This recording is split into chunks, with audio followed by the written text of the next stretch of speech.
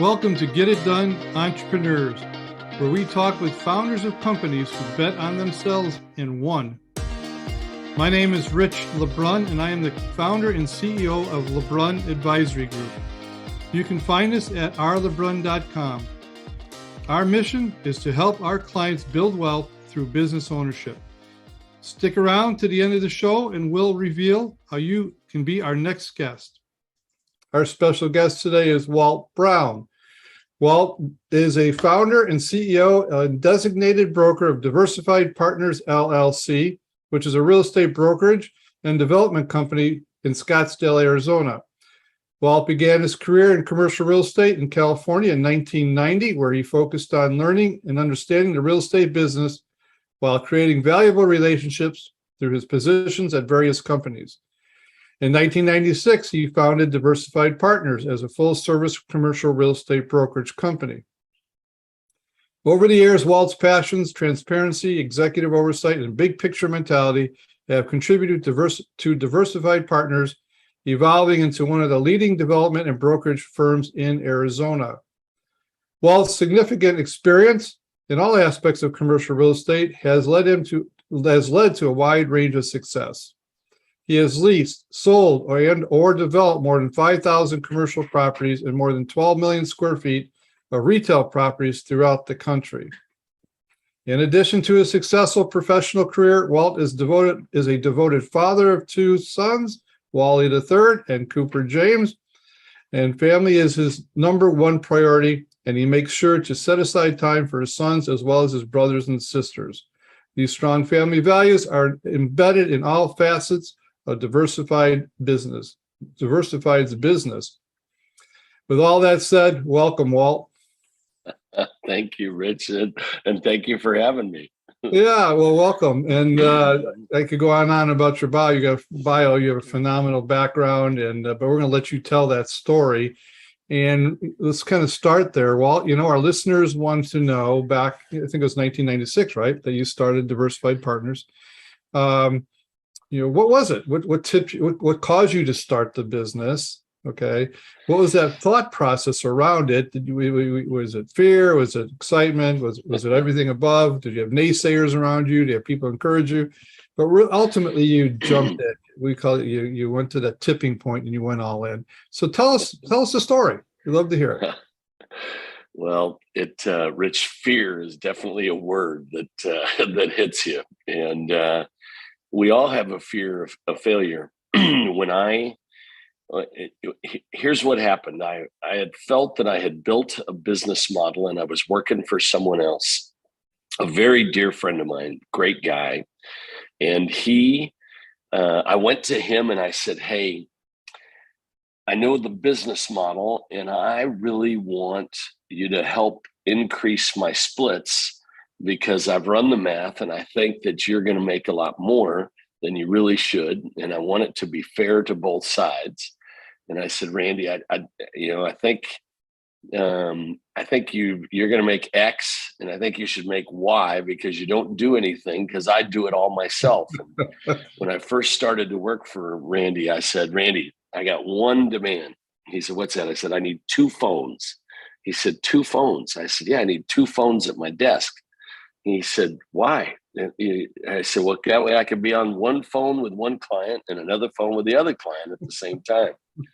He thought I was out of my mind. And in the end, there were 3 or 4 guys in the office that you would walk by and I'd have one phone. Remember those old classic phones? I'd have it up and I'd be, yes. And I'd switch phones like this. And, but subsequently I went to him and said, hey, I'm an independent business model and I really want to be fair to you and I'd like for you to adjust my splits. And he said, well, I'm not going to do that. That's our deal. And I said, okay. And I put my hand out and I said, well, thank you very much. And I shook his hand and I said, I'm leaving today and you've been a great friend and a great mentor and I'm gone. So I went to, in metropolitan Phoenix, and you and I were chatting about Phoenix earlier. I went to the best corner, 24th and Camelback. And I walked into a building and I said, who's the leasing people? And I said, show me your best small suite. And the lady goes, well, I got this one right here. It's right next to the restaurant. It's in the lobby. And I said, how much is it? And she told me, and I said, I'll take it. And she's like, what? So I'm not sure I had a chance to be fearful until I signed the lease literally the next day. And I went to a furniture store and bought 2 desks, and I bought, I bought all this stuff used and kind of assembled it. And then I was like, holy moly, I better hire an assistant or a secretary. And it was a high rise. It had 6 or 7 floors above me. And I literally wrote out a thing and I said, hostess and secretary needed, seat, come within. And yeah. And my first employee, you'll love this. Do you remember your MasterCard and Visa bill that used to have those little checks in there? Oh yeah. So you get a statement and it had like 3 or 4 checks, and it was like, don't hesitate to use these checks. So my first employee, I paid with those checks for like the first 6 months. And after about the 4th month, Chris Evian came to me and he said, I need a favor. I said, what's that? And he said, will you write me these checks? And on the 1st of the month, they don't give me credit till like the 12th. And I said, why not? And he said, I don't know. and long story short, we made enough to really kickstart a small boutique business, a relationship business. And I'm not sure we had enough time to be scared. Although I had many sleepless nights, I knew that entrepreneurship was in me. I loved mentoring people. I felt that the people around me was more important than me, and had the ability to help them grow. And when you build a company, sometimes people spend a lot of time working in the business versus on the business. And I made a choice to work on the business and to be a relationship type of guy. And it's really it's been amazing to me to think of where we've come and what we've done. We just bought an old fire station in Scottsdale. When you're in Arizona, you got to come see it. And we're making it the most high-tech, neat office you've ever seen. It's going to be called Old Fire Station number 13. Oh, I love it. And, yeah.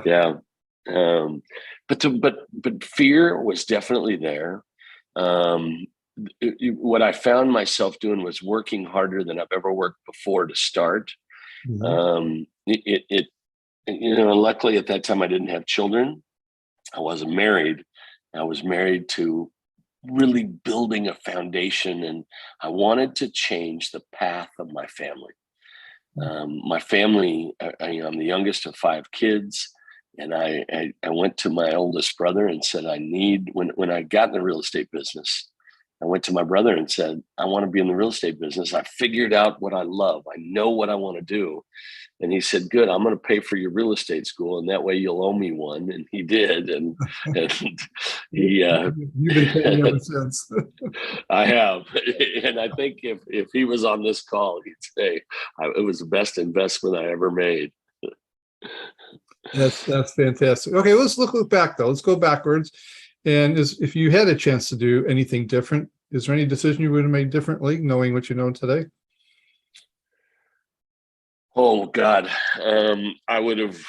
Heck yes, I would have started with a couple $100,000 in the bank instead of 20,000 or 10,000 or whatever the heck it was, or 6,000, I think was the number that I had in the bank.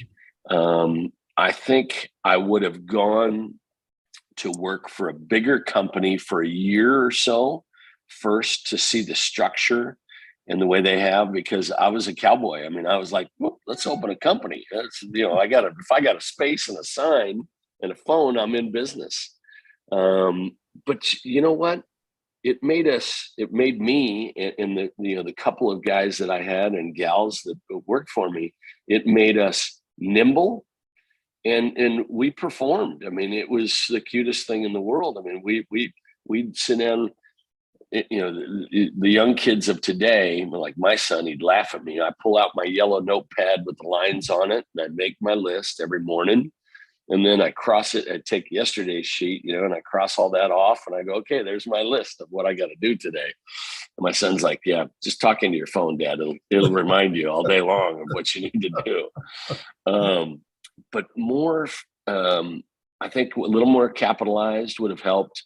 Because you go through this little growth period, and then you go, okay, well, I need 4 employees, and now I have 3 full-time kind of assistants that help me, and it's only made us bigger, better, and stronger. And I went through a phase where I had all these private, separate offices, and everyone had their space, and they could shut their door.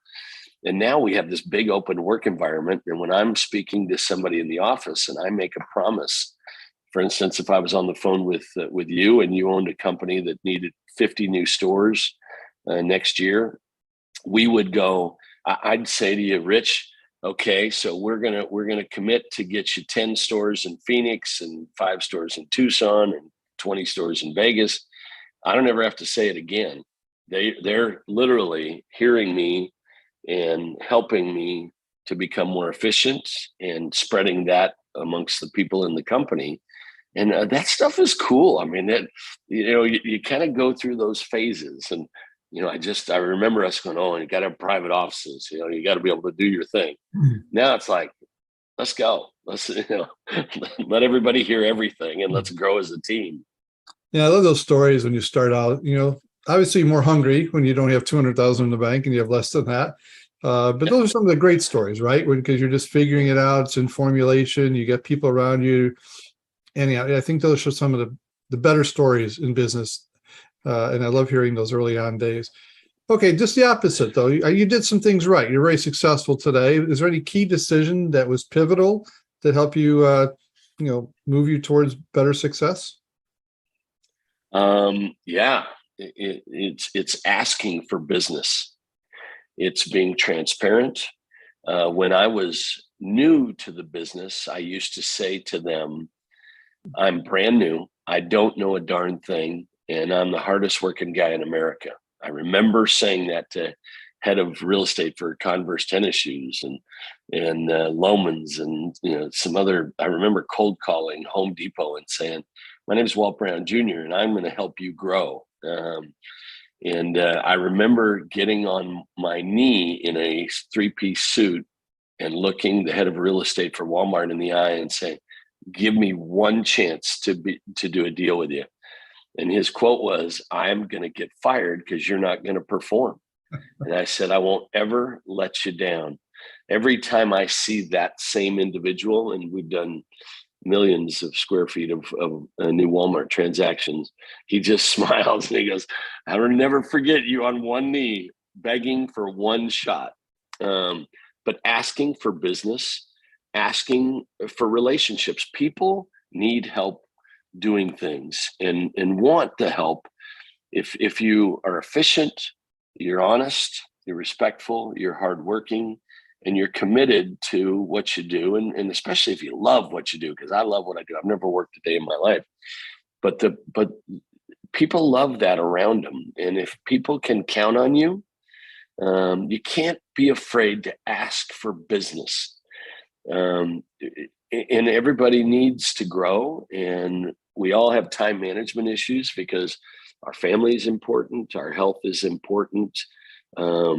Travel and enjoying the journey of life is more important now than ever, especially with what we've just recently gone through. But I would just, on the other side, I asked for business. I continually push and I ask people, accomplish something that you don't think you can do. Set your goals and exceed them. And I say that in my office every day. Who did you call today? Who did you speak to? What did you do today that's going to make a difference in your future? And, I've got some of these genius young guys and gals that work for me. And I'm like, what'd you do today that's different? And maybe I'd say a little bit of pushing. And what time did you get in? If I see someone strolling in at 10 in their shorts, on a Tuesday, I go, "Are you out of business or what?" It's what you and my dad would have said to us. I mean, Right. my dad, God rest his soul, if I didn't have a pen in my pocket, he was like, "You're out of business." I'm like, "Why?" Yeah. "You don't have a pen. You got to have a pen to sign an order." And I go, and if I wasn't at my desk, he felt that I wasn't successful. And that's all changed now All with changed. all this technology. Well, Yeah. I love that. I love the how this all journey started about being on one knee, asking for help. I always think about Jim Collins' book, Good to Great, and the number one thing about a great leader is humility. And I can't think of any more posture of humility than being on one knee, asking for a sale. That's fantastic. What a great story, and a great depiction, and that guy who bet on you, and that was really thanks for sharing that. Now let's switch a little bit. So you started a business, you've been successful, you've been through a couple of seasons of what I'll call headwinds, ups and downs in our economy. You're in a space that definitely is tied to our economy. Maybe it's a lead lag type of environment. But here we are. We're facing some multiple headwinds that we've never seen all at one time, with labor and supply chain and recession and political climate today, war pending, oil prices, you name it. We've got them all. Okay. So you're an owner of a company, you're a leader, people are depending on you. And how are you navigating this time? And let me kind of ask also in a way of, do you see this as opportunity, or is this time to run? How do you perceive this, and how are you navigating this crazy time? Well, the first thing is, Rich, in 2008, when the market crashed, I lost $60 million. Okay. So what I was doing then, I was working really hard on my specific business, and I wasn't paying attention to the world and what was going on. So I made the mistake of that. And I said to myself, I will never make that mistake. So on a normal day, I will, I start at 4:30. I'm an early bird, and I will watch 3 or 4 different news channels every morning, 15 or 20 minutes of each, because they kind of repeat themselves, and I see what's happening in the world first. I literally do that 3 or 4 days a week. So you talk about this current environment, and Rich, a lot of people are scared to death and have pulled their ponies back, and they're holding them in the stable, and they're afraid. 6% interest rates in the big scheme of things they're not that bad. They're okay. 3% was free money. 4.5%, you pay a little more attention. 6%. But when you combine that with construction costs issues, which have been drastic a year ago, but now seem to be lighting up, it's an opportunity for me, because what happens is, and it's funny you asked that question, because right now there's some categories of business that isn't doing good, and there's some great employees not making any money out there. Okay. And those are opportunities to build your quill of tools. I played golf with a great mortgage guy that is one of the greatest salesmen you've ever met in your life, that's out of business. He says, no one's getting any loans. No one's doing any deals. And I said, well, you ready to move over to my industry? Okay. So you got to look at a few different categories. The construction. So on our development projects, I meet with our construction management team every week, and I check prices, because the first thing that we saw was air conditioning units were not available. Well, now air conditioning units are back to being available. We saw wood prices go through the roof, and guess what? They're right back down, even maybe a touch less. So we spend a little bit of time watching the categories and checking those prices. I even, strangely enough, and it's something that I look at employee availability. So I have someone who works for me that the other day I said, show me what's available from a construction manager employees out there. And a year ago, that was 2 or 3 people. And on Tuesday, it was 38 people responded to an ad that was available. And it's cute because when you talk about entrepreneur and getting stuff done, being a GSD, we call it get stuff done person, you have to look at those bigger things in the world to really make sure that you're seeing the big picture. Because if you for instance, we work with a bunch of different construction companies. Well, some of those construction companies may need more business than others. Okay. And what you found in the last 24 months is some companies said, here's our bid, take it or leave it, because they were so busy. Well, now in the last 90 days, we're finding that I'm getting more calls from companies saying, we need business. What do you got coming through the shoots? What's next to be developed? So it's looking at all those factors. It's trying to make sure that all of those factors, because when I can see 38 people that have great resumes all needing a construction management job, it tells a story. So looking at that. And you weathered the storm. I mean, the storm is not over, but as we're seeing, it's starting to get better. Interest rates, again, I remember the early 80s interest rates went to 19%. And Yep. well, if people go 6% and they go, well, what is it? 6% is great. And but labor, you went to in a supply chain issues, but you weathered the storm, and now you're here to also capture on the opportunities. The labor is coming, the market's getting better on the labor side, what you're telling us, which is a good indicator. Pricing is coming down, which is a good indicator. And so here you are. So you got a chance to weather the storm to do that. But you also had staff. How did you, everybody's, what do they call it? The quit ratio or something like that. Everybody's quitting companies. They're always reporting that data. How'd you keep your staff? How do you encourage your staff? I mean, how do you, everybody's kind of leaving and going to your competitor? It's funny. We haven't had anybody go to our competitor with ours, and we're kind of on the other end of the spectrum. The first thing is we appreciate, respect family and time and life. Okay. You got to start with that, because the journey of life is too short as it exists.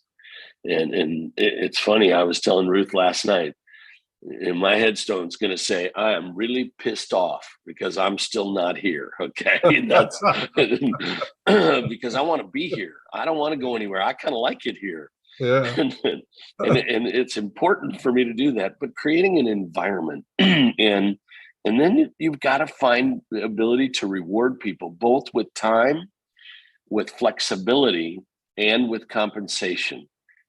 Without that balance, it doesn't work long term. That is my personal opinion. You have to have balance. I recognize, you're going to giggle at this. When I was like 24 years old, I recognized that I always took like a week or two in May that I never really worked that hard. I was always screwing off. What's my birthday month? And I'm like, that's birthday month. And I would do strangest things. Well, guess what? I'm 59 years old. I'm still doing it. I mean, I'm still screwing off in May. You're the one I ever heard gets a birthday month. I mean, I heard a day off. You get a whole month. I'm going to adopt that into my business plan. Rich, here's the business model on birthdays. Okay. If you live to be 90 years old, you kind of miss the first 5 because you're a baby. You don't know anything. Right. And you might miss the last 5. Okay. So that means you got 80 great days. Okay. I love it. That's not acceptable. If you have birthday month, you use the same math. Okay. You got 8 times the 3, you got 2,400 days. How Love it. many birthdays would you rather have? I think I like the 2400 theory. That's what I consider birthday month. Uh, that is definitely noted over here. All right. Well, all right. Well, our listeners are twofold. We have people who are listening that own companies like yourself, and they're contemplating, maybe adding an additional revenue stream, expanding their business or not, or contracting their business. And the other half of our listeners are people who are in corporate America, executives who are going, what, I'd like to jump in the game of being an owner. It's time. Speak to them. What kind of advice would you say to those folks today? If you're thinking of becoming an entrepreneur and becoming an owner, stop everything you're doing right now and go do it. It will change your life. And make your list, make your goals, but don't hesitate. What I discovered is it not only changed my life, it's changed my family's life, and it has changed the journey. Now you're going to have to make some sacrifices. Plan on making sacrifices short term, and make sure that you're looking at the bigger picture. Don't just look at your independent business model. Look at your competitors. Look at how others have gotten there, and commit that extra time, whether it be early in the morning or late in the day, to study others and others' successes, because history is such a great thing. And what I've discovered is all those people around me, instead of me making a decision, when we encounter adversity or some type of, we have a need, I put everybody in the room and let them make the decision. Now I may have some suggestions, but what I've found is the critical mass of the staff and the team around you and the people that are also fighting those battles day to day is what has made the difference in our success. And hearing them and letting them be passionate and asking them for their help and their passion. Don't, think of it as a bar stool. If you've got four legs of a bar stool, if you take one out, you're going over whether you like it or not. But the fact is, when you can bring those people and those ideas and use them and ask them, it's a great example. Yesterday, I said to all three of my assistants, I want you guys to think about this. When we come back on Labor Day, after Labor Day, we're going to sit down, we're going to make some decisions. I've already gotten 25 emails from 3 different people, and every one of them has these really cool ideas. And I'm going, well, that's a great one. That's a great one. That's a great one. I'm like, sure, we got to do them all. How about the owners who's in a business, and is this an opportune time, or do you see opportunities to expand your business or pivot, or I do. And what I've discovered, again, this is just me, a lot of people don't look at the enterprise value of their business. They're working in the business, and they're working on the business, and they're on this treadmill. But the fact is, there are acquisition companies, there are big companies, there's funds out there that help companies grow. And if you've got something that, if you're in the business model and you've hit a flat spot because you've got to study sales, income, and expenses, and look at the projections. And if you look at backwards and you don't see the proper growth, then you become stagnant, and you've got to cross the line and make the commitment. And sometimes that comes from people, one, working too much on the business and not getting out of the business and stepping up, 10 feet and looking around and seeing what's going on. So I would say, from an enterprise value, there's no better time to grow your company, because if you have the right package to entice people to be a part of it, and a lot of people in our business, they're so focused on ego and attitude that they miss the big picture. And I try to put everybody in the room to grow together. We just started the capital division with Chris Natal, a partner of mine. And Chris, we started it last year. all the projections that he showed me were double our income and revenue and expectations, double. So Chris and I were meeting the other day, and Chris says, well, I don't have enough time in the day. And I said, well, Chris, do you remember that meeting you and I had about 90 days ago? And I said, bring in 3 people. Go find the toughest competitors you have and bring them in, and let's merge with them, or let's, hire them or steal them. Mm-hmm. And he was like, well, God, and I go, stop what you're doing and go do it. Well, day before yesterday, he goes, shit, I should have done that then. I'm going to start it now. But your mindset is you see the landscape as being opportunistic. Yes, sir. And again, absolutely. I think that's the spirit out there, because it's not hard to wake up in the morning and go, well, I'm going to go back to bed and close that door. This is too much going on out there. Or you look at the world and going, how can I better serve the world, and maybe the thing I'm doing, or pivot into something else. Yeah. Well, ideas. Yeah. Well, let's kind of wrap up here, and let me ask you a question for you. Tell us about for our listeners, who is your customer? Okay. And what are you looking for, and how can you help them? And then how can they get a hold of you? So our customers are companies that are trying to expand across the country and in Canada. And that can be everything from the small sub shop that's got 300 stores and needs to be at 600, all the way up to the large big box. It could be a industrial company that needs 5 distribution points across the United States. It's real estate based, and what our company does is we bring the staff and the sophistication to expand your company to where you can focus on your business, and we focus on the expansion of your business, and allow you to be able to make promises and commitments throughout the United States that you don't have to stop working on your business to go do. So that's our niche. You're full service from land acquisition through development? Yeah, in some cases we buy and build it for them and are their landlord. In some cases, we just go buy it for them. In other cases, we go buy competitors. In the health club industry, we've helped a company by acquiring health club chains across the country to merge them and literally help them to go from 3 stores to now 800 stores. And Diversified Partners is a Scottsdale-based company. Our website, D is in David, P is in Paul, CRE.com, DPCRE.com.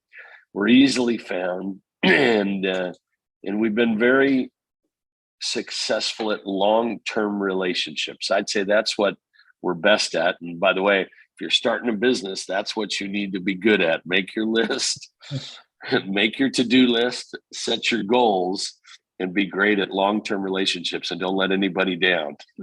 That's fantastic. Walt Brown Jr., thank you. I know you're a busy guy. Good thing we didn't talk in May, because that'd be your birthday month. I probably wouldn't be able to find you. But thanks for taking time out of your day to share your wisdom with our listeners. So on behalf of my listeners, we are extremely grateful for what you've done. And if they need real estate development services, please reach out to Walt and his company, and he'd be happy to help you. With that said, I hope you have a great day, Walt. Thank you, Rich. Have a great day yourself. Rich LeBrun here. Thank you so much for listening to our podcast, Get It Done Entrepreneurs. If you are a successful business owner who would like to be on this program, please visit us at rlebrun.com/podcast and fill out the form, and we will reach out to you. If you got something out of this interview, would you share this episode on social media? Just do a quick screenshot with your phone and text it to a friend or post it on the socials. If you know someone that would be a great guest, tag them on social media to let them know about the show and include the hashtag GetItDoneEntrepreneurs. I love seeing your posts and guest suggestions. We are regularly putting out new episodes and content. To make sure you don't miss any episodes, go ahead and subscribe. Your thumbs up, ratings, and reviews go a long way to help promote the show and mean a lot to me and my team. Want to know more? Go to our website, rlebrun.com, or follow me on LinkedIn, Facebook, and Instagram. Thanks for listening. We will see you next time.